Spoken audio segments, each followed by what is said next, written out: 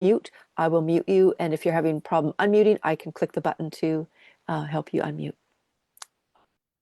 Hello, hello, my beautiful people. We are back on our Micro Summit, and today we're going to be all about parenting. Welcome, everyone. Welcome to the Body, Mind, and Soul Connection Micro Summit. We are so excited to be here, and we're so excited to have you. Whatever you are watching this online now, or you are watching this replay, welcome. We would love to know about you. Tell us what you're tuning from and start commenting and be with us in this beautiful conversation. Other Body, Mind, and Soul Connections, we are connecting ourselves and we're connecting with other people through with our wellness providers and seekers. This space is not just about deep connection, but also meaningful conversations, one that we're going to have today. And we're going to learn from each other. We're going to learn from our guest speakers, experts today. And I just want to confirm that we are live streaming. We good to go. Goody, goody, good. And today we will have a panel style conversation with our multiple beautiful speakers that we are from all over the world. We're going to have questions, discussions. We're going to answer some questions that they pop up into our live stream. And also we will receive some shares and takeaways from each one of you. So we're super excited. The way we're going to do is that we're going to do a quick round, a 1 minute quick round, where we're going to introduce each other. Let us know what you're tuning from, your name, your title, and what you're tuning from. I'm super excited to start this. So let's start with my beautiful co-host, first of all. Lorna? Oh, you're muted. Thank you. I'm Lorna Gale, and I'm here in beautiful British Columbia in the North Okanagan. And I am a sex and spirit alchemist of the feminine-led life, a somatic sexologist, and speaker and story unweaver. Awesome. And let's go to Michelle. Hey guys, it's so good to see you all. I'm very, very excited for today. I'm Michelle Beauchard. I call myself the Natural Entrepreneur, and I help people craft their natural online offer. But I am always into wellness as a special needs parent, and I'm excited for today's conference and Micro Summit, and looking forward to co-hosting it here with my lovely co-host and all of you. Awesome. Let's go to Angela. Good morning. My name is Angela Matties, and I'm a registered clinical counselor and a registered art therapist. I'm coming from Soyuz, BC, and it's a lovely day today. And I'm just so looking forward to listening to you and hearing any of the queries people have today about their families and children. Thank you. Yes, thank you. Thank you for having. We're so excited to have you here with all your expertise, and we can't wait to dive deeper into I am so excited about this. I don't know about you guys, but some of you are parents, some of you are children, not some of you, all of us, we've been children of some parents at one point, and I'm always looking forward to learn and hear other people's way of raising their children and supporting other people's children. So I'm super excited. This is very dear to my heart. Let's move on to, let's see. Jutta. So, hi everybody, my name is Jutta Wohlrab. I'm a midwife coach, trainer, speaker, and author. And I am originally living in Berlin. Right now I'm visiting LA. So today I'm here from the US. And I'm honestly so excited to share some of my insights about parenting, working with experts from all over the world, and knowing all the struggles that some of my parents are actually facing and how to solve them. Amazing. Yes. And I'm happy. Thank you. Yes, we're so excited to have Yuta. She's been with our body, mind, and soul since the many long time ago, and we always happy to have her. And also, what I love on Yuta, and we're gonna discuss deeper, that she's helping the first part of the relationship with when it comes to with parents. So I'm super excited to hear more of that. Let's go to Carrie. Hi, I'm Carrie Blazer. I'm a mother, shaman, and author of My Inner Heroine, Exploring Feminine Pain. I published my book earlier this year after I healed from my childhood trauma over the past 10 years. And then I turn my attention to all the signs and synchronicities that my soul is the same soul as Mary Magdalene and all that that means. So the whole write up my website. I have two special needs kids. I have a son with mild autism, a daughter with an eating disorder, and my son's an Eagle Scout and a second-degree black belt. And my daughter with the eating disorder, she's struggling, but she's making it. So I have a lot of wisdom to share. Yes, and we can't wait to hear all about it because there's so many parents in our group as well, and I know this is dear to Michelle as well. That there's so many parents in need for some guidance for those with special needs. So thank you so much for being here. Let's go to Julieta. Julieta, did I pronounce your name right? Yeah, that's perfect. Hi, everyone. I'm Julieta Duval. I am in Michigan, where it's very cold right now. We have a couple of, a little bit of snow.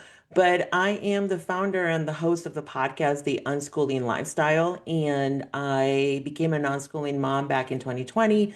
I'm a human design reader, and I guide my community through lifestyle and changes into alternative education through the lens of human design. So I'm so happy to be here. Thank you. So thank you for being here with us. And last but not least, Mr. Ben. Hello, hello, hello. I'm coming to you from the beautiful Kootenays in British Columbia, which is in the southeast part of BC, about 2.5 hours north of Spokane, Washington, for those of you looking at the map, and about 4 hours east and south of where Lorna is from. So I'm a parent. I have 4 children. I'm also the founder and executive director of Diverse Family Roots, a nonprofit based in the Kootenays that supports families that have kids with disabilities. I am also Kaylee's dad, and I have 4 kids, born between 86 and 90, early 92. So basically 4 kids in 5.5 years. And yeah. So yeah, I'm happy to be here. This is stoked. This is great. I'm looking forward to this. And thank you for Michelle and Lorna for inviting me to this. Thank you for Amazing. saying This yes. Thank you for saying yes and being the balancing from between all this feminine energy on this woman. You're bringing here the steadiness and bringing the masculine. So thank you so much for being here. And it's always good to hear, and we love to hear from the father perspective and from the masculine perspective, not always from the woman. So like we're here to balance everything. So thank you for being here as well. I just want to add one more piece to that. I'm Yes. sorry. I host a dads group. It's called Dads Matter Empowering Dads. Woo! And it's just for dads.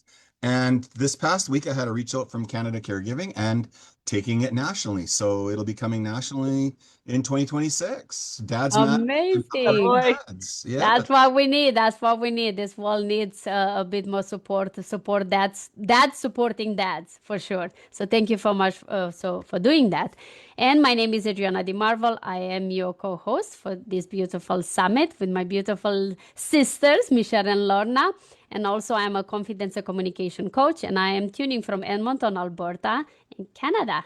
So we are doing these beautiful introductions. I am so excited to see you, each one of you. For those that are watching this live or replay, please comment, say hello, tune in to let us know what got you to be here to spend your time with us today.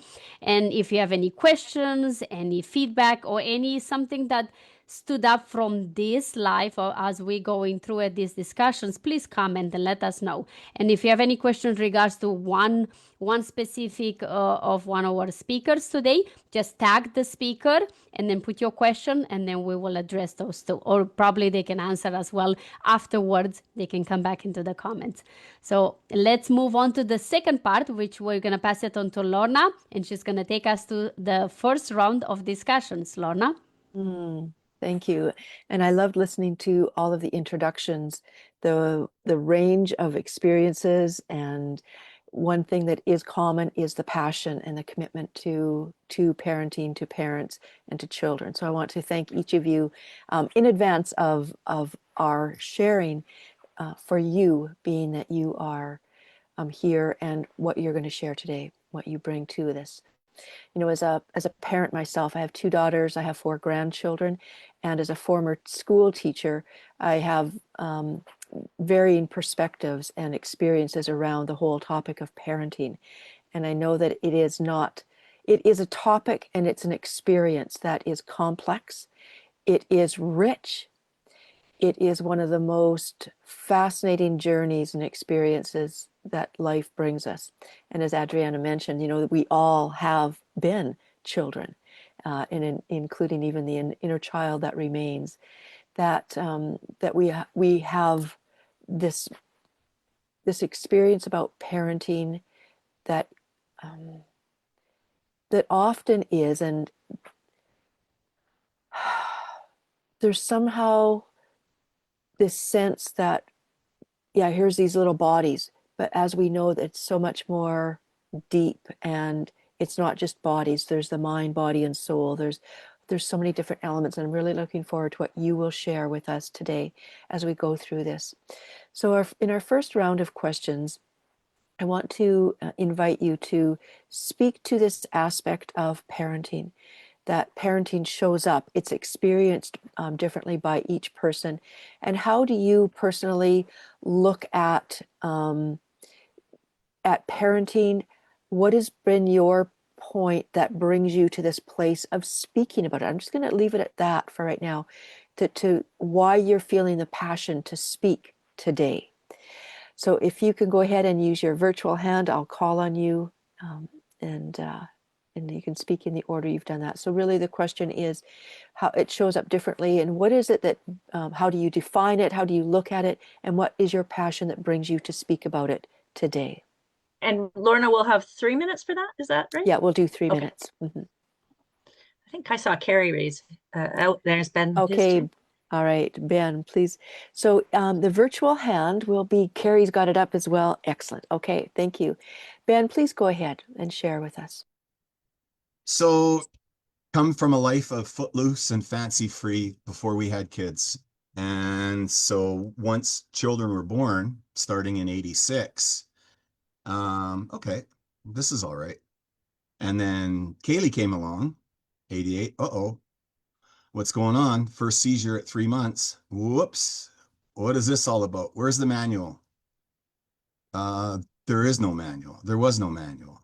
There was no 1988. So there was no online. There was no reach outs, you know.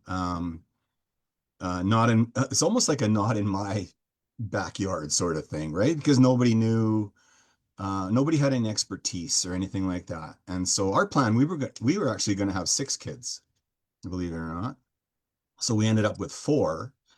But our 92 was also born with a very rare genetic disorder called lamellar ichthyosis, which affects 1 in 300,000. So we decided, I think we're going to have a full plate for the next 30 years. We should stop. But again, there's no manual. So, and you couldn't rely on family, because family were disconnected to individuals that were different, had different abilities, diverse abilities. Back then there were still institutions, and individuals were not in community. We had family friends that later in life I didn't even know that they had a daughter, because their daughter was in an institution in a different community. And that wasn't us. That wasn't us. Our kids were right beside us, and we were right beside them every step of the way. But again, there was nothing to fall back on. You know, there was no family with experience, not like today, where we really thrive on connecting with other families with lived experience. For me, and what I do today, that's what helps parents make it through the day, is connecting with another family with lived experience.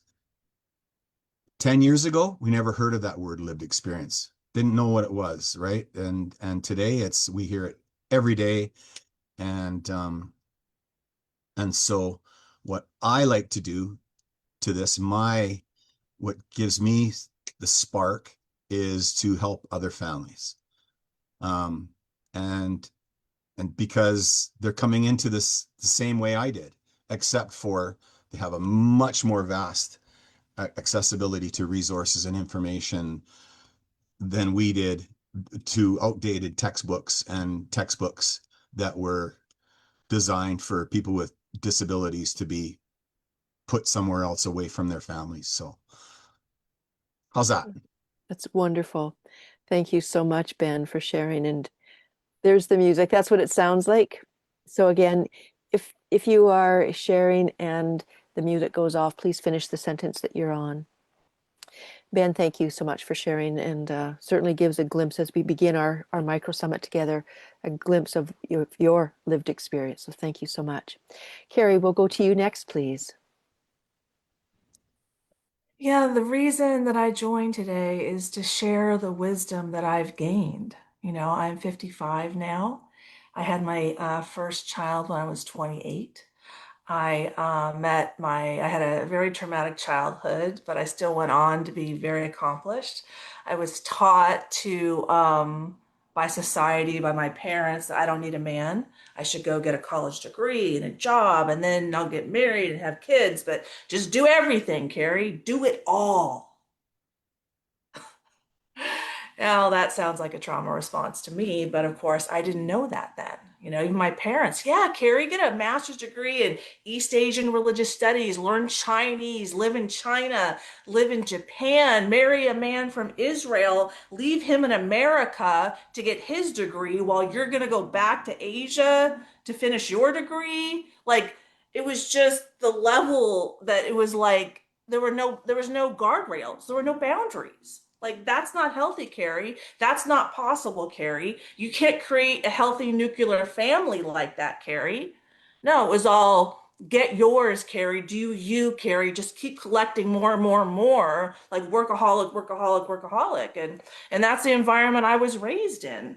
And so over the past 10 years, like, my mom passed away on my 45th birthday, and that's where my book starts. And as Mary Magdalene's soul, like divine feminine, like, I'm here to figure stuff out. I'm here to make my darkness conscious, but also help the collective make our darkness conscious. And so a year and a half ago, this is all in my book, I started experiencing enlightenment to show me what these problems are, and to kind of wisdom for myself and the wisdom for everybody else. And then I was able to see right off the bat, oh, well, divine feminine is not equal to divine masculine. There's the patriarchy. Okay, so now what? And if we realign our worldview and then put that inside of the nuclear family, what happens? Oh, well, divine feminine, that's the emotional center. Well, I was taught as a woman to leave the house. Well, who's occupying the center of the relationship, of the family? Oh, well, we just left that role? What happens in the center? Oh, emotional intimacy happens in the center of relationship. Oh, that's where mental health is created and sustained. Oh, so women being taught that femininity is not important, that, being a mom isn't important, like getting your bag is important. Forget, you don't need a man. So this is what I explored in my healing from my childhood trauma, various enlightenment experiences, and this is the wisdom that I'm here to share, that I am just thrilled to be healthy in my femininity finally at 55 years old, and I can help you do it, and I can help men be healthy in their masculinity too. Thank you so much, Carrie. Definitely the passion that is there, and I'm looking forward to hearing how that has shaped your perspective and your role in parenting. So thank you so much for being here. So glad you're here with us. All right, Yuta, please go ahead and share again your perspective about parenting, where it comes from, how you define it, and what brings you. Why did you choose to speak today? Well, everything starts in the womb, isn't it? Everyone has been in the womb. So everything that happens afterwards already has a beginning in the womb. So, of course, as a professional midwife and many other things, for me, that's the beginning of everything. How mothers experience their pregnancy is partially how they're going to shape part of the baby's brain. And it works on all levels, whether it's nutrition, exercise, their own stress level, for instance, things like this. But then it continues. Okay, it's connected also to how we give birth. if your birth is traumatic, of course, you might have a problem with bonding, you have a problem with your self-image, you might have a problem with your partnership. It is the starting point. Then, of course, all moms, dads, and partners want the best for the baby. That's really what parenthood is about, right? Because we are in love, we should be in love when things go well. And we think, God, you're the most gorgeous little being when I hold you in my arms. But it doesn't prepare you for what comes as parents. And then on top of that, personally, my experience now, after being 40 years a professional midwife, so I have worked with parents for over 40 years. The modern world is so full with overload of information, and people get so hooked on their gadgets. So sometimes they really forget to communicate in the most simple way with their babies. And I'm sure all of you know the first 3 years, the first 7 years are significant for how a baby's brain develops, but also what they think they are and what role they play in the world. So for me, it's also very important when I talk about parenting, about the partnership that new parents have, how they actually organize their new life, step up into their new role, if they have more children, how the whole family system and structure is going to change with each a new member, but also how to really take time to really, turn to the baby, play with the baby, communicate. Yeah, and it has nothing to do with that here. Yeah, we know that when young kids look into gadgets like this, it really does a big damage to their brain. And babies, and I talk much about babies because that's what I see the most up until 1 year. They're so playful. They talk to you. They make little sounds. They look at you. They're very excited, and they cry just only to express their needs. So for me to support parents in that journey is very important because it is the continuum of what I do while they're pregnant, well, once they had their baby, and how to really show them how they can become the best role model that they wanted to be when they were kids, and to really shine the light for their kids. And let me say one thing, it is perfect, and even if it's not perfect, it's a learning curve, and everyone is on that.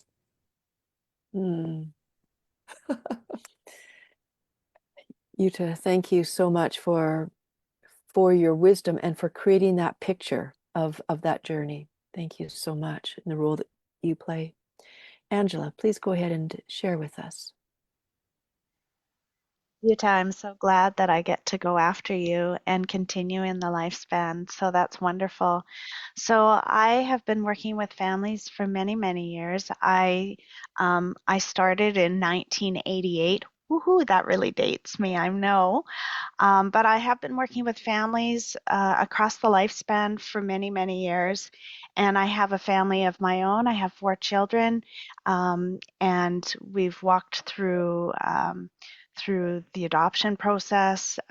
We have a wonderful family, but I also know the realities of that it's not easy, that there's difficult days, and no matter how many books you read, no matter how much work you've done, I can say, I went to school for 9 years, and there are days that I felt like I didn't know anything when I was a parent. So it's a real thing to feel sometimes very isolated and alone. So for me, as a professional and as a person, I come to you and I want to support you in your walk. I do believe that family is the foundation for community. I believe that children manifest their best lives to access their gifts and their purpose in life when they've had a stable, consistent, reliable parenting experience, and when they've had a feeling of being seen and understood and being important and special. And so, as Yuta was saying, some of these things are very simple things like eye contact, getting down on the floor and talking to them, playing with them, taking that 5 minutes out of your day to just sit with them and listen really intensely can really help comfort a child so that they don't want to have to escalate in their behavior in order to feel seen. All behavior is rooted in a need and in a want. And my job when I do my work with families is to help that connection, that bridge between parents being able to see their child and have that communication loop be a positive one rather than a negative one. I work with families of all ages and structures, so I even work with adults who are coming back to family members and wanting to make repairs in relationships that have gone off track somewhere on the family system. And so I think that family is the basis for all things in our life. So if we can create positivity there, then our relationships throughout all of our lives are that much better. So thank you. Thank you, Angela, for that continuation and your impact on lives. Thank you. Julieta, would you like to go ahead and share with us? Yes, thank you so much for everyone's story. It's fascinating, and I'm so happy to be here. So our story begins really in 2020, the pandemic. I became a mom in 2014, and I was doing the mom thing. I was doing the school thing, the bigger the better, the more activities the better. And then 2020 gave us the space to kind of sit back and rethink the priorities that they were there. So we began home education the very traditional way. I spent over $10,000 in curriculum, and I went Tiger Mom homeschool edition. So it was complete chaos on my end. And then I realized that even though I had been a parent for a couple of years at that point, I felt very disconnected from my son. Not only disconnected from him, like I felt like I couldn't really see myself taking that homeschool journey all the way through. Like, I'm like, how is this going to work? And I found myself getting angry. And all of you touch into this points of like nervous system regulation, what happens in the womb. And I started seeing that the problem, not really the problem, but rather my journey was in healing myself and my experience, and not to put that on my children. So, because most of us, when we go in through traditional homeschooling, it's like my child doesn't want to listen to me, my child doesn't want to learn, and my child this and my child that, but nobody really talks about the work that the parent has to do in order to facilitate that environment. So I started looking into it and I was like, holy smokes, what am I going to do here? And I had been in and out of therapy for years. I knew I needed healing. I knew it, but I was like, I don't want to do it. That's why I stopped doing it. The relationship with my mom has been much better now, but it was difficult.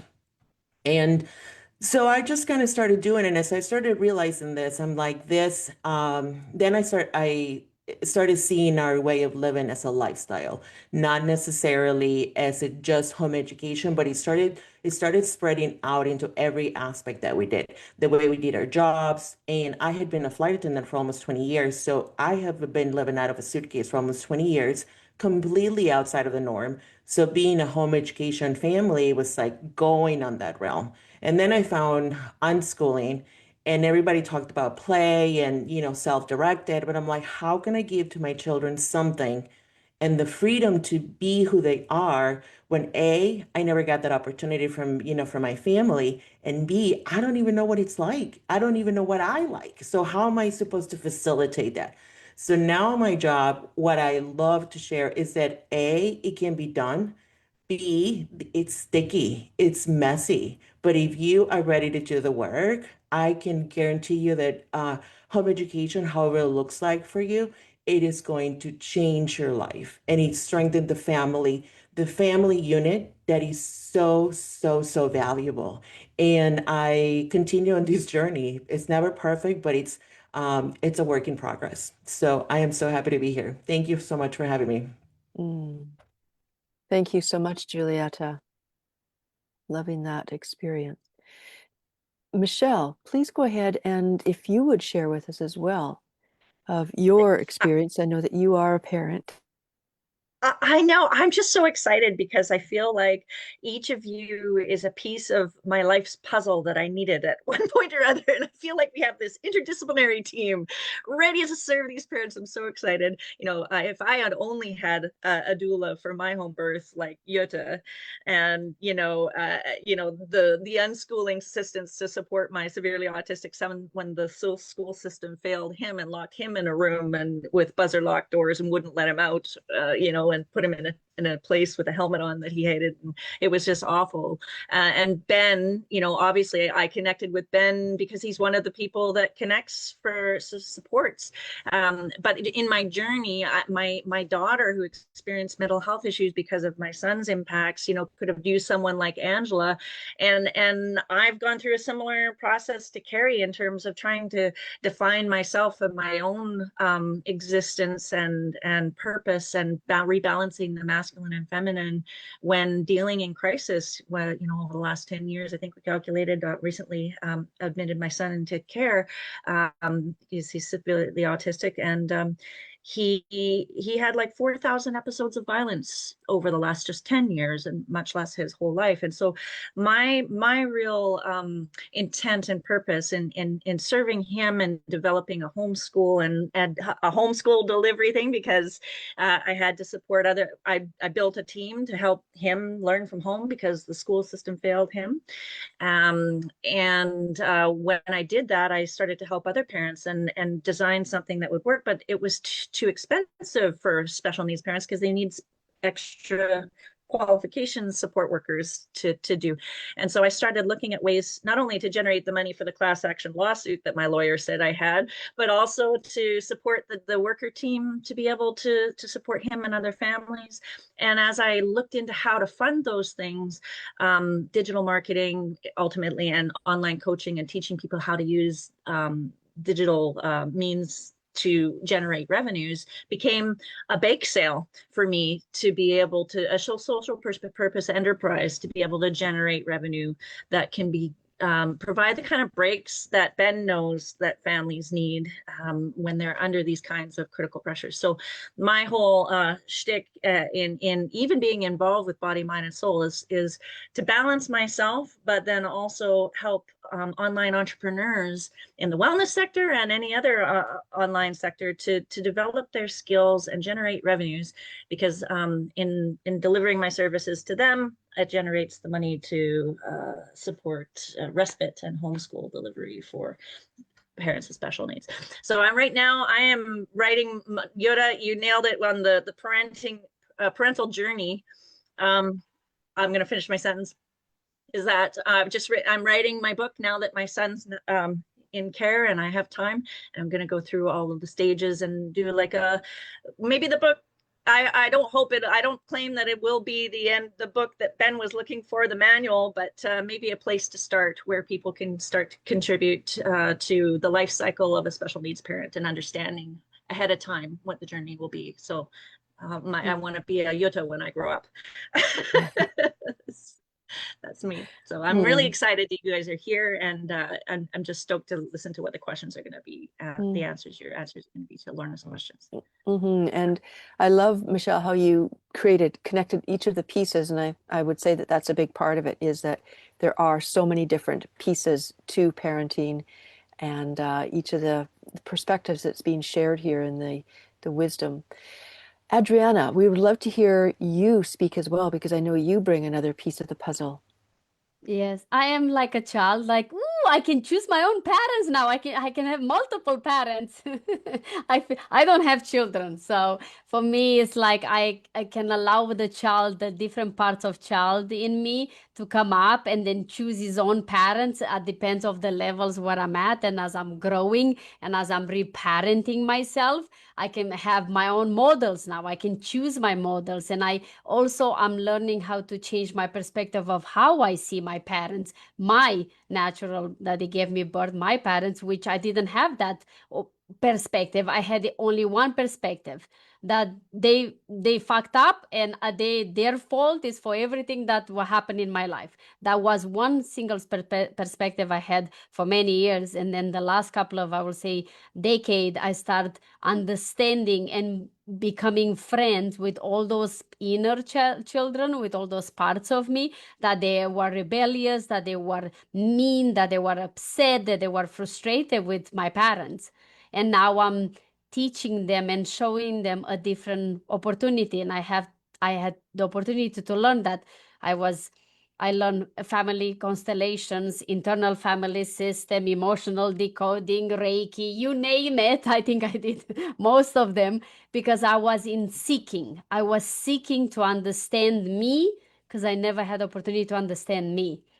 And the more I was able to understand me, the more I was able to understand my parents and see that they did absolutely not just the best, but they did exactly what they needed to do for me to become the person I am today. I could not have been a brain mechanic to be able to dive deep with people and see what is underneath the patterns and see the beauty and the glory in each one of them, and see that everything is a perfect divine intervention of everything that happened in my life, and I probably in each one of your lives. The bads, the struggles, the traumas are actually blessings. But we didn't have a chance to see it unless we allow ourselves to see ourselves and to see to the eyes of our parents. And for me, this journey has been absolutely incredible. And now I'm like a little kid, so excited to take what I have learned and share it with other children that they are excited as well, the adult children that are excited to finally dive deep into, and then become friends with all the children inside of them, and become friends with the children inside of their parents, because that's the beauty of it. So for me, it's absolutely a blessing to be here with each one of you and play with all of you and create beautiful, meaningful conversations and say like, ooh, I can learn a lot about a child, the first beginning of our child, and Utah can support me into rebuilding that relationship with the baby part of me. And then I can get with Angela, and I can get with each one of you here, and allow you to help me to reparent those parts in me. So I'm absolutely blessed. So thank you so much. Mm. Lorna, tell us. Let us know your takeaway in all of this. Yeah, I love listening to it. And when, as I mentioned, I'm a parent, and by the time I was 21, I had both my daughters, born 17 months apart. And so in many ways, I got to grow up with my daughters. And to this day, I live with one, and the other one is 6 doors down. So there's very much this connection of family, and growing up with my grandchildren here as well, being a part of their lives. So there's that part of the role that family plays in the different generational piece of things. One of the things that it's been an interesting journey. I remember when I finished teaching school, and my children were, into their teens by then. And I remember thinking that, wow, kids are capable of so much more than we ever give them credit for. And I think sometimes when we're in the midst of it, we're sort of lost in trying to, that place of how do I do it, and how do I shape, and how do I survive? All of those different things. One of the things as well that I've come to recognize from my perspective as an adult was my own sexual healing, what I call my midlife sexual awakening. And you think, well, what does that have to do with children? Well, first of all, children come from sex. And so what is this role that sexuality and sexuality education plays in our children? And I look back at my own journey, all of the ups and the downs, the lights and the darks, all of that. And I bless everything, every person that has been, like Adriana said, has shaped where have been brought to, and the role that I get to play in helping to create this place of, wow, sex is so natural. It's a part of who we are. And soon after my midlife sexual awakening, what came through was what came to be a body of work. I started to be able to see the different things about how we look at and do sex, and how we do food and look at food and approach it. And it was start to see these different parallels, like, wow, if we could understand our sexuality as natural a lens and a perspective as we do food. It's nourishing. It's from childhood, from infancy all the way up, different types and different textures and foods and flavors and what's age appropriate for that. If we could have it, our sexuality be seen as natural and as nutritious and nourishing for ourselves, and so to be able to create this way for, whether it's for children, a sex education for children, but it starts with the parents of find out where are those places where we've shut down our sexuality, where do we feel it's taboo, and to come back home into ourselves and to let that then ripple out into letting our children be have homes of harmony, starting with their own bodies. I give my grandchildren, I've gifted them and makeup mirrors, handheld mirrors, so that they can learn their parts. So they're not learning their parts from somebody else, but they get to know their bodies. They feel connected with their sexuality, that it's natural. And it feels really important for me to help to naturalize and support children in their sexuality. All right. What a beautiful, rich tapestry of the people that we have here today. So thank you so much for being here. Let's dive into another round of questions. How do you see, and some of you have addressed this already, and it feels important to address it even further from your own perspective, is when we look at parenting and its various stresses and the responsibilities that show up with different types of children, the different situations of growing up as well, is how do we begin to respond to it? How do we, as parents, as educators, as a society, how do we respond to and address this issue of parenting? So again, when you feel that you've sort of formulating a response to that, and there's no right or wrong, it's simply letting your wisdom come forward. If you would go ahead and put up your hand and we will call on you. Carrie, please go ahead and respond to that. Well, I don't think that we acknowledge how much time it takes to be a parent. And I'm going to talk about being a mother because that's what I know, right? Like when I gave birth for the first time in 1998, no one taught me that it takes 40 hours a week to nurse my child. No one taught me that to be pregnant daily, the energy expenditure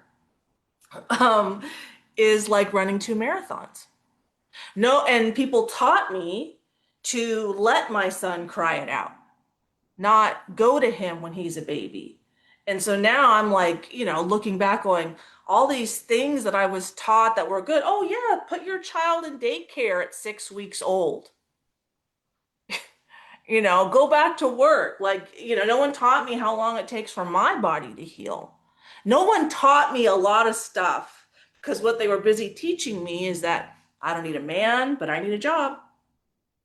And no one taught me that my nervous system is designed as the mother to be far more robust to regulate my son's nervous system. And all those things that I was doing negatively impacted my child. Like we thought we knew so much in the 90s and the 2000s, but I didn't know I was operating off of scripts that were written 100 years prior so that women would go in the workforce and babies would be left at home. No one taught me that. I wasn't valued as a mother. I remember I had to sit there, and I'm an intelligent woman. I have a master's degree in Chinese. I had to think, okay, how do I not offend a stay-at-home mom by asking her if she's a stay-at-home mom? I'm like, oh, do you work outside the home? I had to do verbal gymnastics, but then on the contrary, everything was breastfeed, breastfeed, breastfeed. With my second child, my older daughter, I went back to work when she was 3 weeks old because of money. I didn't have my priorities straight. And I got really sick, got bacterial pneumonia, spent 3 weeks on a ventilator. And then I had women ask, oh, how did you nurse your child when you were on a ventilator? I'm like, So, like, on one end, do everything. But see, that's still the do everything, I guess. On the other end, it's still the do everything that I'm sitting there struggling to live. And these women are wondering how I nursed my child. Like, is me being a person? Where is Carrie's health in this? It's all everybody else, but Carrie's not important. So I would say that, my book, I dive into all that. I explored all of that because all of those lies destroyed me and hurt my children. And it is not going to happen anymore if I'm around. Mm. Yeah. All right. Thank you so much for sharing your experience, Carrie. Thank you.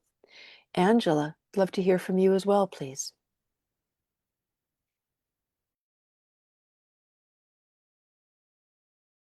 You're still on mute there, Carrie or Angela. There we go. Yeah, thank you. There, you can hear Yeah. me okay? Yes, Great. great. I think the very first thing that I suggest parents to do is to be curious. So to approach behaviors that a child has with curiosity.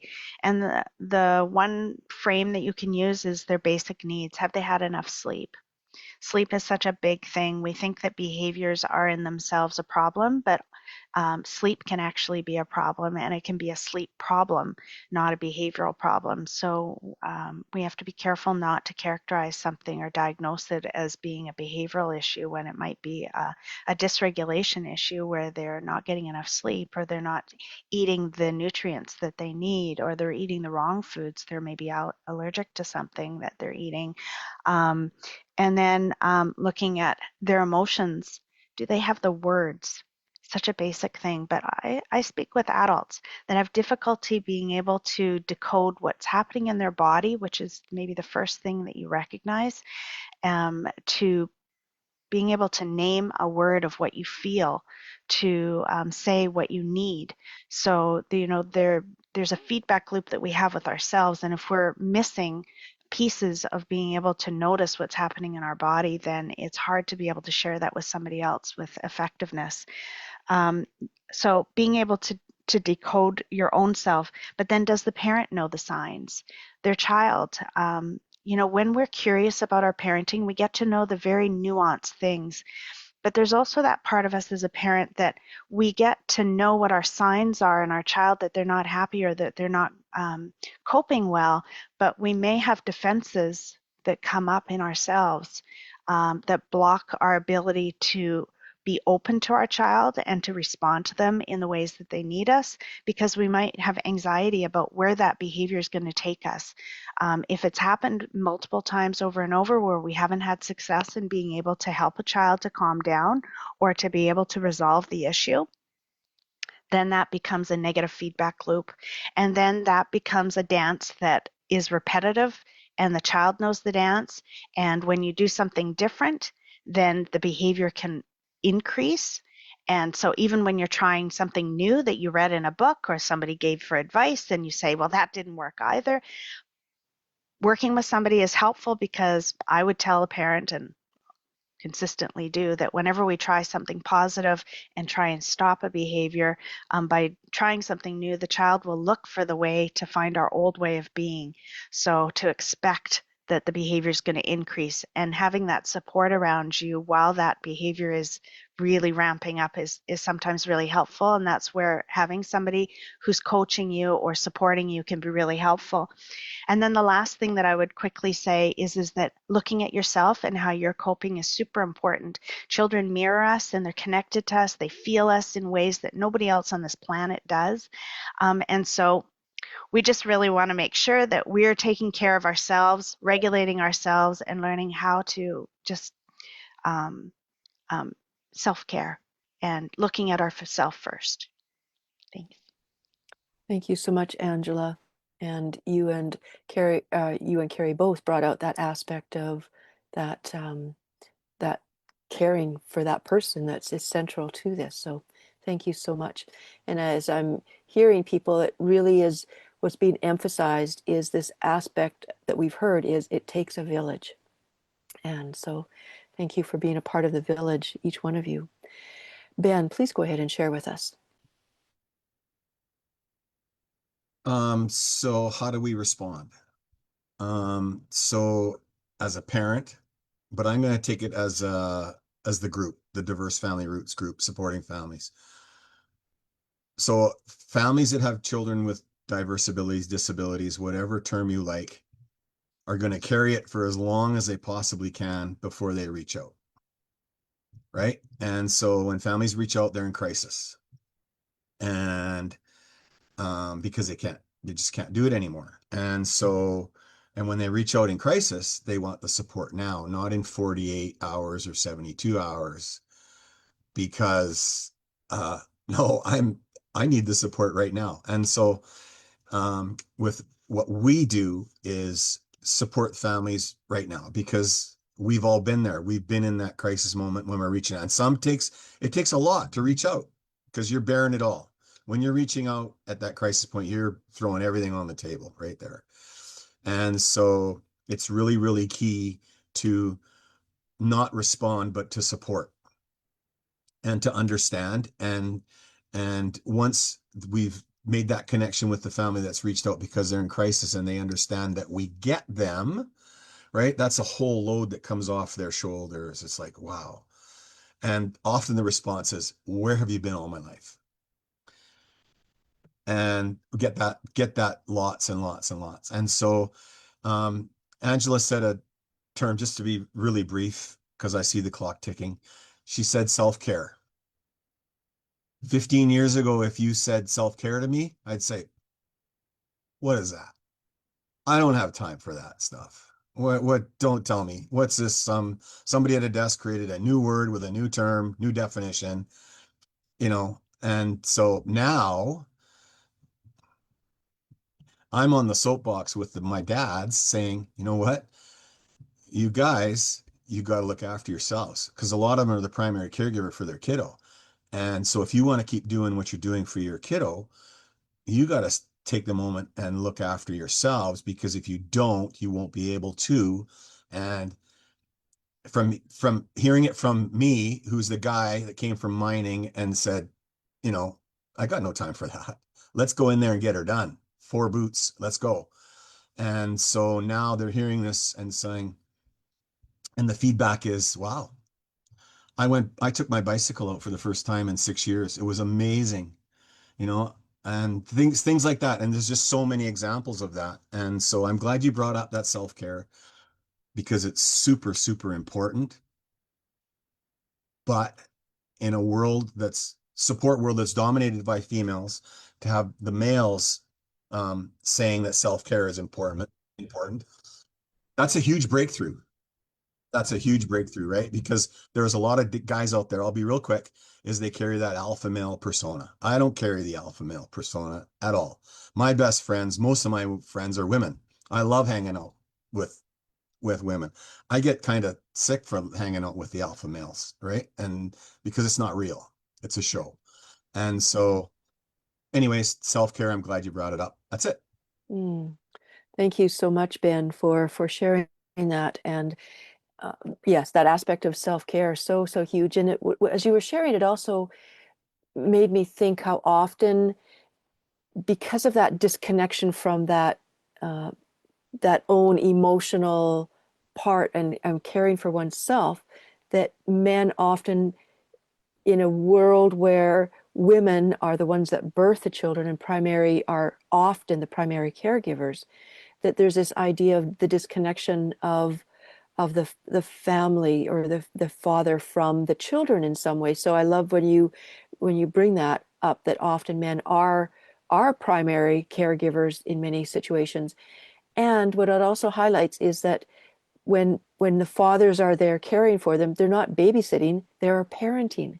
They are parents as well. So loving that role of that we're in this together. So yeah, very glad that Ben is here and bringing your perspective as a parent. First of all, thank you. Yuta, please go ahead and share with.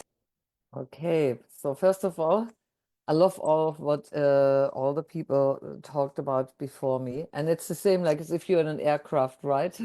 Julieta knows when when the pressure goes down, you take your first mask and then you help someone else. It's a skill that most parents, in fact, don't have. And I feel often you are not prepared for what's coming. Like that babies are very demanding when they're very little, and that they really need your support. They don't have a concept of, oh, I wrap you around my finger and I cry a little bit louder, and then you come. All they do is they express their needs.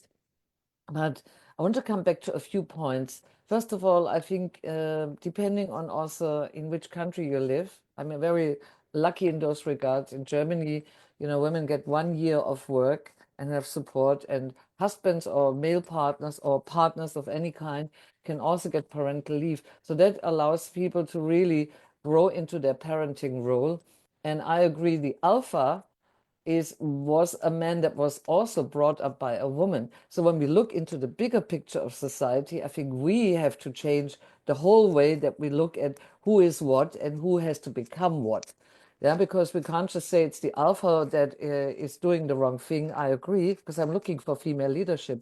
But an alpha man was still raised by a woman who was the mother. So we have to change a bit of that. But it's a big, big story behind all that. And then also coming back to Angela, when you talked about nutrition, I want to really go back to the very basics of nutrition.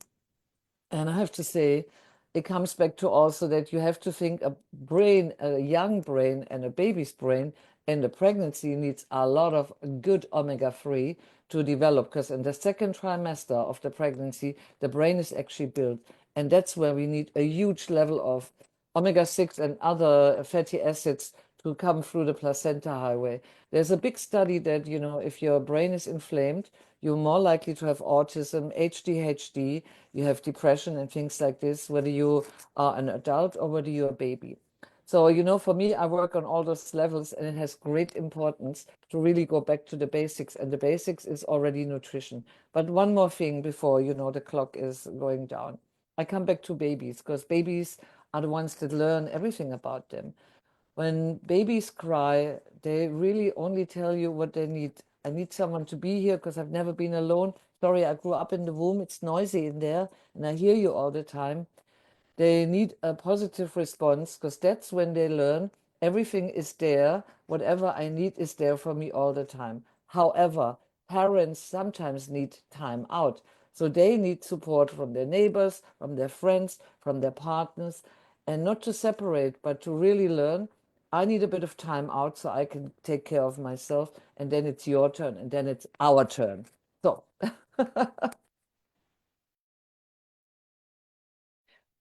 Thank you so much, Yuta, for sharing your wisdom and again connecting into what the others have shared and seeing, just like taking that village to raise a child is just pulling these threads together and seeing how the various things are connected as well, body, mind, and soul, as well as the community. So thank you so much. Julieta, are you ready to share with us? Yes. Everyone kind of touched a point on what I went through as well too. Like Carrie said, I went back to work 8 weeks after my first son was born because of financial reasons, and I was okay with that. We never really. I wasn't like fully like I'm not doing it, but I was just like in the balance of wanting to stay home with my child and having to work. I was like okay doing that, okay spending my time there, and not really understanding the importance of that. And then, fast forward to 2020, we were doing all the things and I was prioritizing just other people and societal's expectations, right? I needed to be seen as a good mother by having all the activities, doing all the things, and running myself to the ground because that's what I grew up with. My mom was always the model of sacrifice. So I'm like, so if I sacrifice myself, then I should be seen as a good mother. So I needed recognition. And then come 2020, stop me in my tracks because my children had the courage to say, lady, we are not doing this. Like, you are not going to put this on us. And then, people kept saying like self-care. I'm like, but again, if I didn't know how self-directed education worked, because I never had the opportunity to do that, I also didn't know what self-care meant for me because I never saw my mom do self-care and no one, it was just such a general, such a blanket term. I'm like, what does that even mean? But then I found human design in 2021 and it changed my life because I was no longer using self-care from what other people were saying I needed, like whether it was sleep or a bath of like some salts or whatever, I was coming from my body graph and what my type in human design, there are 5 types, and I am a manifesting generator. So I started exploring what my needs were from within. And then I started to fine tuning what was it that I needed in order to feel complete. Because I can tell you, when I am fully, when my cup is full, like truly full, I am a better person. I'm a better parent. And I have the space to, if something is triggering me, or I don't call them triggers anymore, I call them invitations. They're invitations for me to look back into my past. I go inwards and I go backwards. I go as far back as childhood as I can. And the more I do the work, the more expansion I have, because there's still times, like childhood, like the early years, they're still blocked. So I know there's more to work on, but I'm like slowly expanding on it. So now what I do is I have my routine to work on the things that I love, because I know that's extremely important for me. So self-care for me is to fine tune what works for me, and then how my son's human design works, with my own, and how all of us need different things. So, yeah, knowing that was very, very important to find out what self-care meant strictly for me. Beautiful. Thank you. I love that. And to be able to have that lens of looking at through the human design lens, that a way that really honors you. So I love that. Thank you so much. We're going to do one more round here, and then I'm going to pass it to Michelle. Oh, Michelle, please go ahead. Michelle. Oh, no, that's okay. I just wanted to, yeah, acknowledge and pick up on the thread that Julieta was leaning into, and that others have touched on, is that, yeah, behavior is communication. Goethe, the crying is only a signal to what a need is.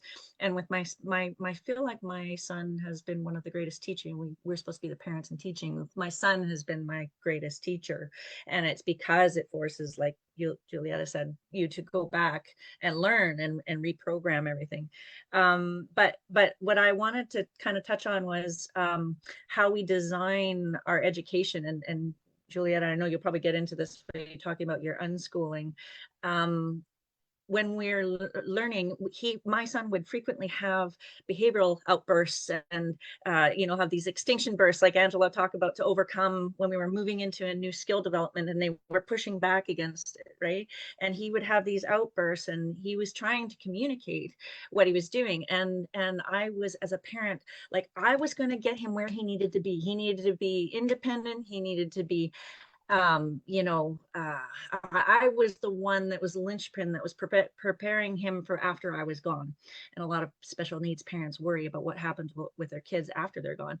But when I was doing that, and those societal expectations and the pressures and my own history came about, I was artificially pushing him towards an unnatural thing for him and his own biological system and his own nervous system.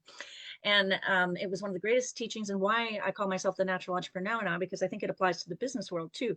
We have to align ourselves with who we are as a person and an individual. And even though he couldn't speak, I knew he had all of those gifts and everything in there, and just aligning him to what was natural for him. And so instead of, for example, sitting him down and having him do ABA therapy and, forcing him to answer questions the way that they needed to be able to measure it to tick the boxes, allowing the unschooling approach or the homeschooling approach, where he can pick an actual area of interest and then integrate the learning skills into his natural self, right? And I kind of pulled on that from the business world to be able to help people design their tech around what actually works for them. And so this whole natural design, human design piece of getting rid of the parenting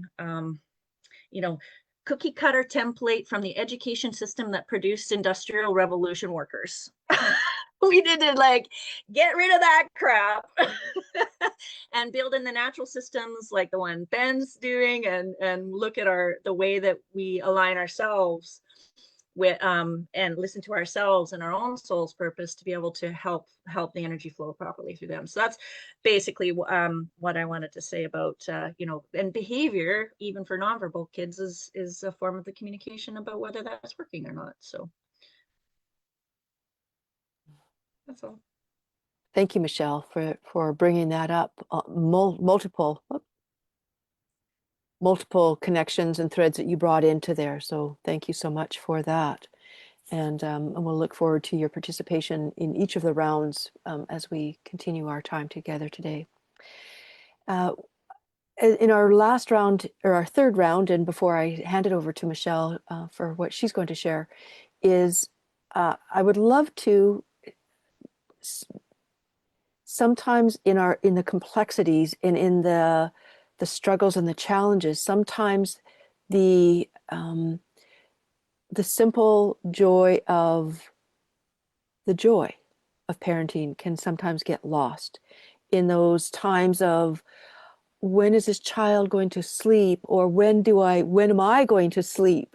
How do I deal with the anger and the outbursts? How do I deal with all of those different things that sometimes in the midst of all that, the joy of it, the incredible aliveness that can be overshadowed or sometimes even seems to be lost.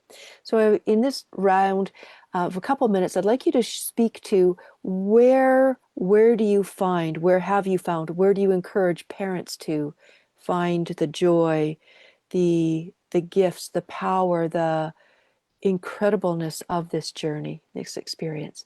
Ben, please share with us. Well, that's right in my wheelhouse with the dads group.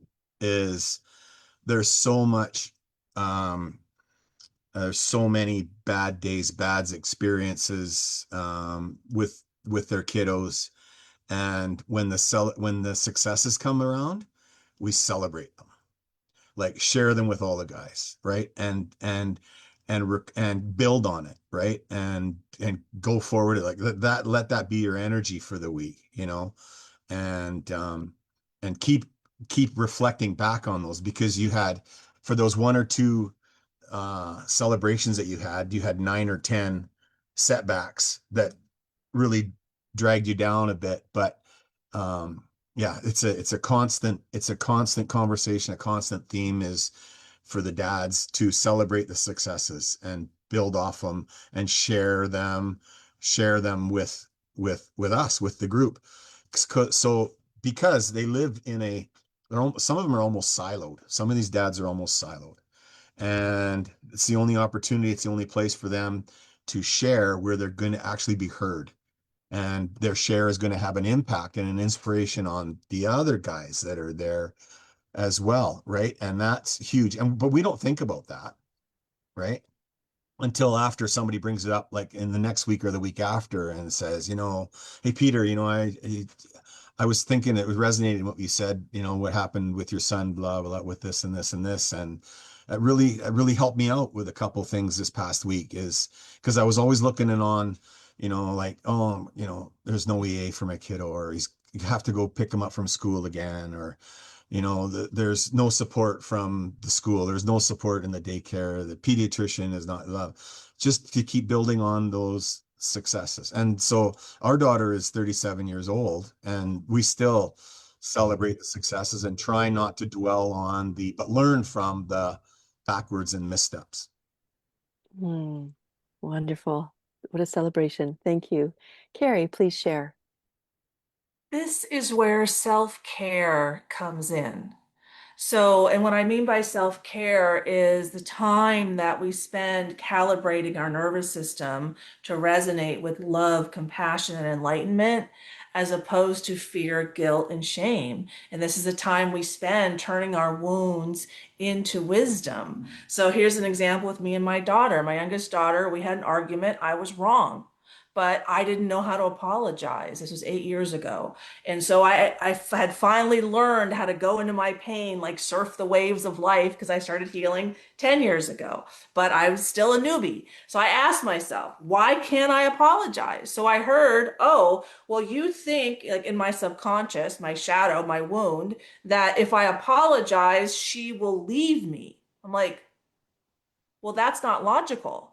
If I apologize, then she'll want to stay because I can admit fault. I'm a good person. Like, I am a good person to be around. I can admit when I'm wrong. And that in that moment, it was like the first time I was cognizant of turning a wound into wisdom. And so when I work on myself that way, when I give myself space to self-reflect, to have gratitude for my life, to walk barefoot in nature, to have a good diet, to exercise, then what naturally comes out of me is more love, compassion, and enlightenment. And then the experiences that I will have with my children, my family members, and the community, I will naturally be drawn to, resonate with love, compassion, and enlightening experiences. So, really, on a base of how is reality created, the only way to have more joy in your life is to recalibrate your nervous system for more joy, compassion, and enlightenment by turning your wounds into wisdom. And so I encourage everyone to do that. And then when you model that for your kids, then you set them up for success. So yeah, we can only meet others as deeply as we. So Oh, let's all meet ourselves more deeply, and we help our kids do the same. thank you so much, Carrie, for sharing that. That's beautiful. Such wisdom. Yeah. Angela, please share with us.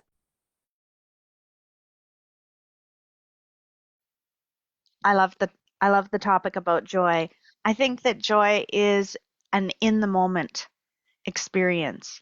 And as a parent, it requires really slowing down. When things are going off the rails, that's a signal that things need to stop. You need to assess what's happening in the moment. And maybe in that moment, it's required to do a time in. And instead of thinking time out, separating and putting a child, giving them a consequence, the response can be bringing them closer. And that may resolve the situation for both of you. Um, to have more joy generated in your life, I think it requires having rituals of connection, things that are just a day to day pattern of greeting each other at the door, of making sure that you have those small interactions of connection with affection, to let someone know that they matter and that you see them. Family traditions, being able to just go out on a walk. If things are not going the way that you had planned or expected, pack everybody up, as difficult as it is, and get to the park or walk down the street and start looking at nature together. Look at the birds, look at the leaves on the ground, find a fun rock that you might want to take home to paint. Um, just spending time being mindful in the moment, because parenting may feel like it's going to last forever in that moment of chaos, but it actually doesn't. And I know that you probably hear that from everybody, but when it passes and you see your children and they're adults and they're doing their adult life, that is a new celebration to have and something to honor. But in this moment, when you're in the swim, just keep swimming, but you might want to just tread water for a while. Oh, beautiful. Thank you, Angela. That's beautiful. Yuta, please share your wisdom as well. Well, love everything that everyone said so far. I can only agree. And I think sometimes in the busyness of parenting and sometimes how stressful it can be also from the very beginning with little sleep and I'm not sure what you're saying, why are you crying, and I can't really comfort you. It can be really helpful when you go into groups. Like, for instance, I have a postnatal group for postnatal gymnastic. And what I always see over years is that all those moms feel like when their babies cry, they were like, oh, sorry. I say, no, sorry. Let's just all stand up. Let's sing a little song, because babies often will respond very well to music. Yeah, music and rhythm. And so, it can be also helpful that you see, whatever you experience is kind of in a certain scheme normal.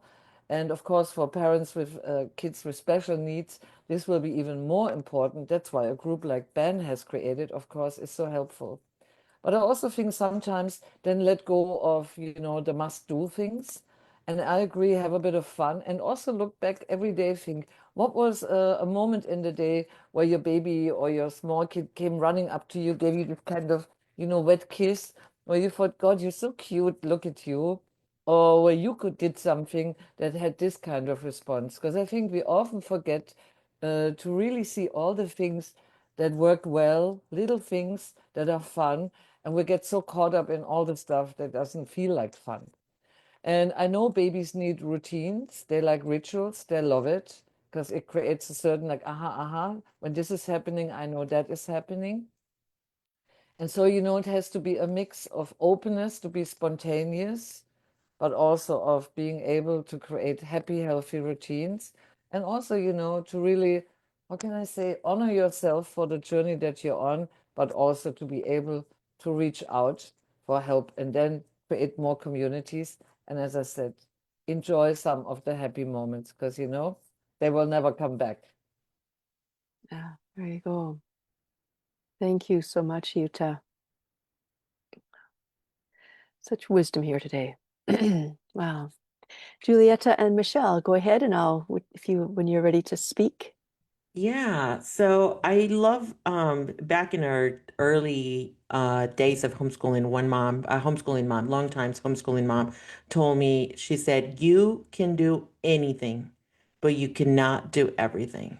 And it really changed my world at that point because I was trying to do everything. I was trying to keep the house clean. I was trying to do the curriculum. I was trying to do the appointments. I was trying to do all of it. So from then on, we began prioritizing, and it took a while though. I had to, release things. I had to look at what my priorities were. I love going back, like I love taking things back to the root. So I always do all this deep work. Why is it that I believe this? Why is it that I choose to do this? And then I started looking at it. If we are lucky enough to live 80 years, we have 29,200 days. That's it. And it doesn't really sound, when you put it in days like that for 80 years of life, it doesn't really sound like a lot. Like 29,200, like that's not even, that's doesn't feel like a lot.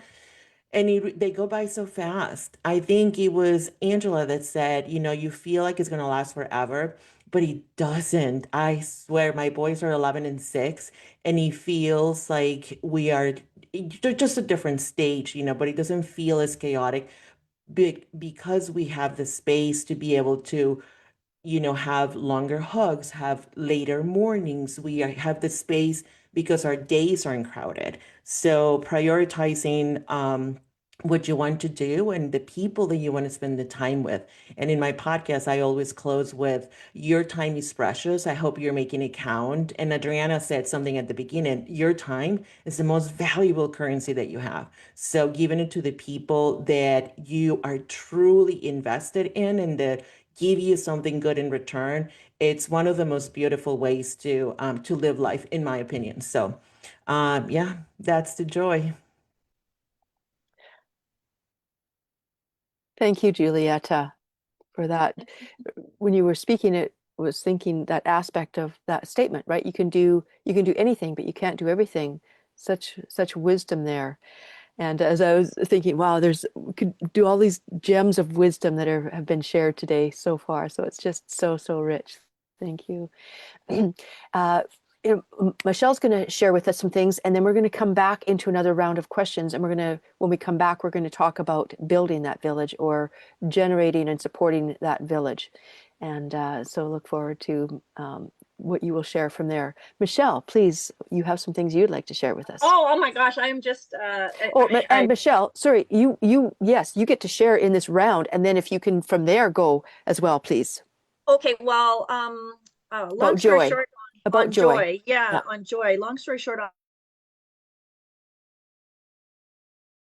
on joy, you have to carve the space to let it be present, at least from my perspective as someone, when my son would be melting down on the floor, smashing his head to it's bloody, or putting his head through the drywall, or those sorts of things, and that can wreak havoc on your nervous system. And it's hard to experience joy when your nervous system is fraught with disaster. So in those, when I had to have specific therapy over, how do you carve the space to be able to allow, without feeling like you're abandoning, okay, disabled kid, go deal with that, meltdown yourself.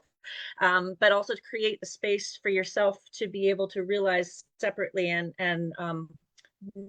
regulate separately, which is actually what they need. Because it turned out that my enmeshment and my hovering and trying to attend to and fix for my child in crisis was exacerbating the behavior, and it was feeding into the fire. And so it was only a downward spiral, not to joy. Right. And so, carving the space for yourself is modeling as a parent. Oh, this is what I do when someone else is having a problem. I go regulate myself and carve a space for a little bit of joy. And that is the only way that you can create the space to have joy come in, is if you do it yourself. So, I mean, the joy of parenting is there's so many sources of joy, like seeing how your kids grow and all of the beautiful things that happen. But if you don't create the space to be able to allow yourself to see it, you won't, and then you won't feel it. So that's sort of my joy shtick. But I wanted to shift gears quickly and talk about how this conversation connects with the body, mind, and soul community generally. Like, isn't this, I would love to hear from the people watching on the replays, and there were people watching, what you've taken away from Carrie and Julietta and Ben and Yota and Angela, and what you're getting out of this so far. So ask there, but because we're here to connect these guys as providers in our body, mind, and soul community with the people who need their support and services. That's the function of the body, mind, and soul community. And I'm gonna just thank each of them right now, because each of them contributed a gift to the Wellness Connection Portal, which is our subscription community, where you can go, and if you need their support or other people's support, you can find that in the Wellness Connection Portal. It's got all of the resources and all of the gifts from all of the past speakers from all of the Microsummits in there as just a resource you can always go to, as well as a place where you can ask your question live rather than waiting 18 months. I don't know about you, but I've waited a long time for special referrals to people with exactly this type of expertise. So having folks in that container is and being able to post your question and have them in there as service providers is just awesome. So but each of them, I'm just going to acknowledge each of these speakers, and not only come here and spend their time today to give us their expertise and guidance, but Ben's contributing a 15-minute one-to-one consult. Yota's got a happy birthing mind gift. Carrie is giving 6 divine feminine love strategies. Angela has got a family meeting guide and template. Julietta is contributing a human parent guide. So all of those are in the Wellness Connection Portal that you can access, and they'll all be here still free in the free group. So if you need them, just ping, and we'll make sure that in the comments we drop all of their contact information. So if you want to get in touch with each of them, I'm more than certain that they would be happy to serve. So I just wanted to kind of like highlight that we're really appreciative of being able to have folks of this caliber in our community, to giving you this, here at this Microsummit, giving you free value, and that you can connect with them directly if you need more specific support. And it's been a wonderful opportunity to have you guys on and hear exactly how you think and how you approach things, because lots of times people, like, it's like, okay, I'll get my Rolodex out and did I just Gen X myself? I get my address book out and figure out, like how, okay, there's all these providers, but who does what, and how do they fit with me? And being here today and sharing your expertise really lets people kind of go, yeah, I really resonate with, Ben, or, oh, I really, get what Julia is doing, or yeah, Carrie's, feeling me, and so that it allows them to connect with you. So I just wanted to invite folks to to all of the future microsummits as well. Our next one is actually going to be on trauma and healing. So that's going to be also a very rich and juicy one. But we'll hope that we will have you here in the audience. Tell us how you're doing and with the issues of parenting, and if you have specific questions, to drop them in the comments. So I guess that was sort of what I wanted to say, Lorna, just to kind of invite people to start asking their questions now in the comments, and let them know that if you need further connections, you can definitely follow up directly or come in the Wellness Connection portal to get your body, mind, and soul health wellness questions answered. Perfect. Beautiful. Thank you. And yeah, this connection, all about connection. So thank you so much. Michelle, Adriana, are there any comments and any questions that are showing up in the Facebook comments there today for us? Yes, we have Kerry said, I love the idea of reparenting ourselves to the address of trauma and changing patterns. And I'm so glad that we don't have to stay stuck anymore. So that it's beautiful. And I said, it was like, yes, it's finally we can take over that patterns and say, no, I don't have to live this way. I can change it anytime. And I have the support through our beautiful speakers. So that's for me, I love to see this more and more. You got Michelle. Someone is asking you, Janusz is asking you, why do you think we have so many children with autism in the autism spectrum lately? What is the main cause of that? And maybe each one of you. Yeah, it's a very complex question, and of course, it's each one with your own perspective. But I would like to hear from each one of you, maybe in a quick, short answer. Lorna, that will be okay with you? Yes, absolutely. I'll well, since it's me, I'll start. There's nurture and nature and physical environment. So like I think there are generational issues, there are chemical issues, there are diet issues, there are environment issues, and I'm not going to try and untease them here, but definitely it's not anybody's fault. That's the one thing that I got struggled with as a parent, is like, oh, it's in the mother's DNA, or it's the father's DNA, or it's, what you exposed your child to, or whatever. It's just a different operating system. And I personally, as a biologist and natural entrepreneur, feel like it's actually an evolutionary advance, if I could say. So that's going to be a controversial topic, but I'll leave it there. I think it's our human evolution into attuning to who we really are and dropping all of this crap, because they are totally in themselves and totally tuned into other areas. So go ahead, Jutta. We'll popcorn it over. Yeah, Popcorn it over, absolutely. yes. Well, and it's not popcorn that's gonna help for sure. I think I'll bring it honestly back to nutrition, because I have been asking myself the same question in those 40 years. And I think it's too much omega-6, because our food is empty, our soil is empty. And I think it is that. And I think, to be honest, it might be part of our evolution, but I think it's the inflamed brain that really does all those crazy things. And there's many studies about it by all kinds of different independent people. And I saw a study on PubMed by a company from Norway, where they tested 590,000 people independently in a lab in Oslo, and 590,000 people were not in balance, too much omega-6. And for me, the body is our vehicle. It's the thing that takes us from A to B.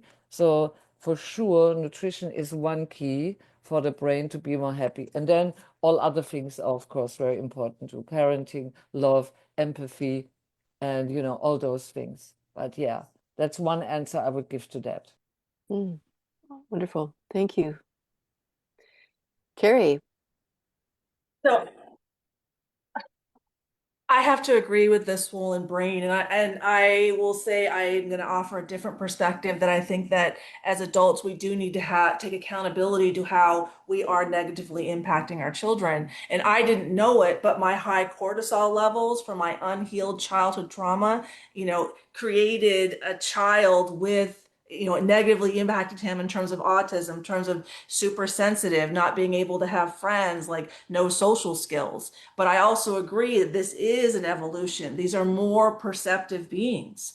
These are souls who are having a human experience, who are super perceptive, super sensitive, and are helping us see that when we put money and convenience before health and well-being, this is what happens. We create children with tons of problems. When we don't have a secure attachment to self, we create children without a secure attachment to self. Then they have failed relationships. They have ADHD, all these like swollen brains, because they don't know how to regulate their own nervous systems because we didn't teach them. So I think it is high time for adults to take responsibility and to say, hey, we can do better. So that would be my opinion. Thank you so much, Carrie. All right. Adriana, are there any other questions that are from the Facebook group? No, there are no more. I see Julieta's her hand is up. Oh, Julieta, please go ahead. Yeah, thank you. So from a human design perspective, I'm going to go with expand a little bit of what Michelle said about evolution. So in human design, there's the concept of the 2027 fixation of the emotional wave. And it is said we're a nine-center being. From the human design perspective, we are a nine-center being, and our emotions are up and down, very, very up and down, so much emotional waves. So the 2027 mutation speaks to the fixation, like stability of the wave. And it is said that the new circuit that will be entering the human design body graph is going to be it's called the audit circuit. And the people that have autism they already have that circuit. They're just ahead of their time. And they are part of what is called the rave children, which allows for communication at a deeper, like higher frequency, but they are just ahead of their time. Very much. Yeah. So that is something to dive in if you want to, but yeah. So thank you. Awesome. And on a biological level, we're the only species that speaks. We talk, talk, talk, talk, talk, talk, talk. And so that's part of why I think it's an evolution, because all of the other species live in harmony in the ecosystem and perform their function and do well. And here we are kind of awkwardly struggling around with our words, and that, yeah. So thank you. I just wanted to add that from a biology perspective. Awesome. Thank you. Thank you. All right. In our final round, what we're going to do is take a moment, and I said we're going to talk about the village. What I'd love for have you do is really kind of an open opportunity for you to share your vision of how does the village get built? What roles do you see?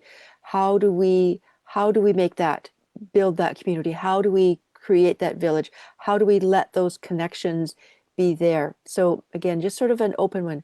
This is your opportunity to share your vision of the village, and we'll go from there.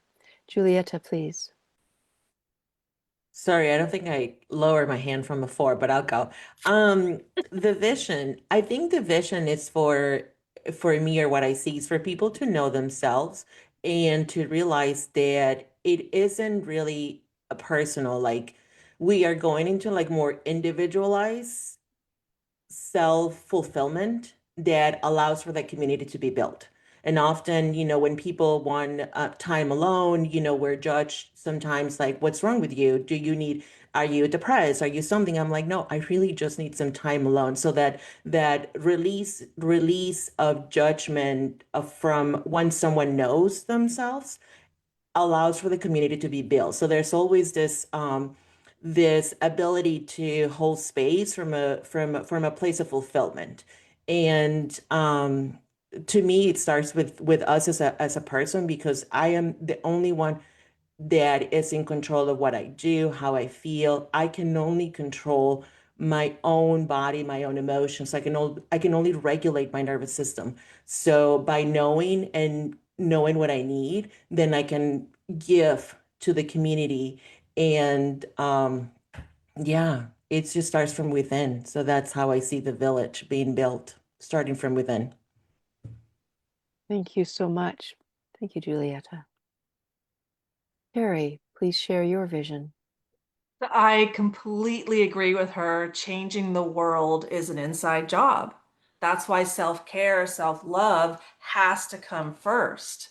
So, and when every individual in the community does their part to calibrate their nervous system with love, compassion, and enlightenment instead of fear, guilt, and shame, then we jointly create, much happier communities. Like, I want to go to a 4th of July block party with families who prioritize self-care, where the mother is given space to process her emotions, where she's staying home, where the kids are homeschooled because that's what's best for the kids and for the parents, where the father doesn't have to work 80 hours a week. How do we change our financial systems to support the family? Because when we build our country or all the countries, the world around a healthy nuclear family, and healthy femininity and healthy masculinity and what that means. And we have so much knowledge now about, what it means to be a healthy woman and what it means to be a healthy man. And like, I just learned that, for men, the most kind of cortisol reducing, testosterone building activity is chopping wood. Okay, well, that's cheap. Let's get men some wood. Like, let's go. And what is it for women? Like, what is the most cortisol reducing, kind of estrogen producing activities? Walking and gentle yoga. So when we acknowledge that, as women, we're women and men are men and we're not all the same, but as a woman, I have different needs than what a man needs. And that's okay. But when we acknowledge it, then we can talk about it and we can embrace it. And then women can be healthy and men can be healthy and families can be healthy. But it all starts with the individual. Self-love has to come first. Awesome. Thank you so much, Carrie. All right, Ben, please go ahead and share. So for families that have kids with intellectual disabilities, for the most part, those kiddos don't have the ability to create that village. So it's on to mom and dad, like everything else. And so we have to build that community for them. There is another community that is built, but those are by the paid staff. So they create that village as well. But they're paid to be there. And so, and not very often do the paid staff intermingle with the real community unless they're really passionate about what they're doing, right? Often if they're not paid to be there anymore, they're out of the picture. And so rewind to what I said, it's on to the parents to create that village for our sons and daughters, primarily because they just, for the most part, there are a lot that do, but the majority of don't have the ability to create that village and to maintain it and to keep it going. And so it's just another task that we take on our shoulders to carry, and we don't know any other way, right? And we don't trust anybody else to do it for us because at any point they can walk away, right? And then we're left holding it again. And so that's happened so many times. And then families just give up and just do it themselves. And that's part of our package. Some are okay with that. Some have no choice, and some it's a breaking point. Yeah. So, and I got 20 seconds left and I got nothing else to say. What you said was I did want to just quickly on that autism piece, it's been around for a long time, 100 and something years since it's actually been diagnosed or recognized. My mom used to call it hack over tack. And my mom came from war-torn Europe, Holland. And so, it's always been there. People are wired differently. It's just now that we're, grasping it and studying it and understanding it more. I'm happy that there's so many supports in place. But just imagine if these supports were in place 50, 60, 70 years ago, the word institution might not even have ever existed, so. Thank you, Ben, for honoring the time that you did have left and speaking up for it, even when you didn't have anything more to say. You had something to say. Thank you. I love it. Love it. Thank you so much. Angela, please share with us. I just wanted to add to what Ben was saying. There is an organization called Plan for people who have children with disabilities and you want to help plan for their future. It helps to create circles of support for them that are natural circles, and I think it's a wonderful program. One of my mentors started it up and is actually two of them. So it's wonderful. It's a very big program now. I like to look at it with intentionality.